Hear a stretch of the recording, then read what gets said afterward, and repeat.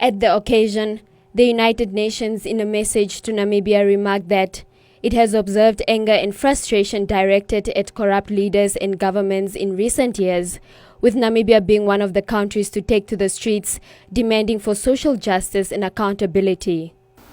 Amidst these deep concerns, the COVID-19 crisis creates additional opportunities for corruption.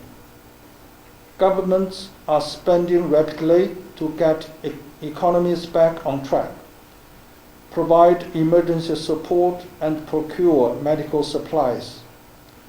Oversight may be weaker, and the development of vaccines and treatments adds to the risk of bribery and profiteering. Action against corruption should be part of broader national and international reforms and initiatives to strengthen good governance, tackle illicit financial flows and tax havens, and return stolen assets in line with the Sustainable Development Goals. We must take the opportunity for ambitious reforms and initiatives at the first ever General Assembly special session against corruption next year.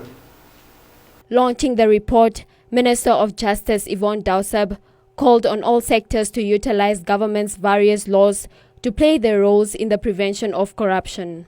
Government has developed a plethora of laws such as the Public Procurement Act, Whistleblower Protection Act, Prevention of Organized Crime Act, Anti-Corruption Act, and Financial Intelligence Act, just to mention but some. Additional to the host of laws passed by Parliament, the extradition law has been amended to simplify extradition procedures so Namibia does not have to become a safe haven for fugitives. Namibia is a rule-based country, as can be seen from the text of our caring constitution.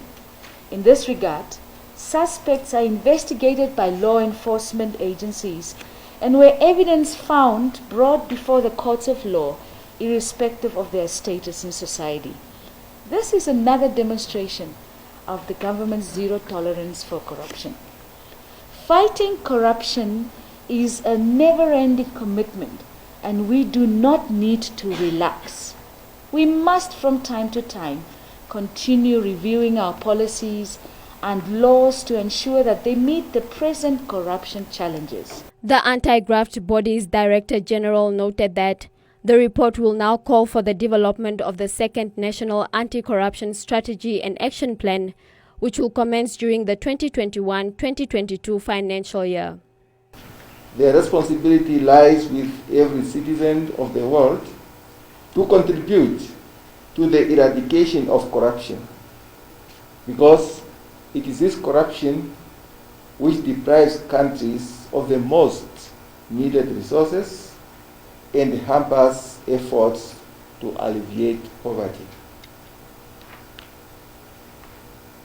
Namibia is among the more than 187 countries which are today state parties to the convention. These are the countries which have signed and ratified the convention. Therefore, Namibia has annually observed International Day since this day was designated by the United Nations General Assembly. And since then, Namibia has been making some remarkable progress in terms of domestication in compliance with the articles of the convention. Additional to the plethora of laws, our government and our parliament has passed the National Anti-Corruption Strategy and Action Plan. 2016-2020 was developed. The Commission's acting head of Public Education and Corruption Prevention, in a presentation of the report, revealed that 75 actions of the strategy have been implemented by 22 institutions comprising of civil society organizations and both the public and private sectors.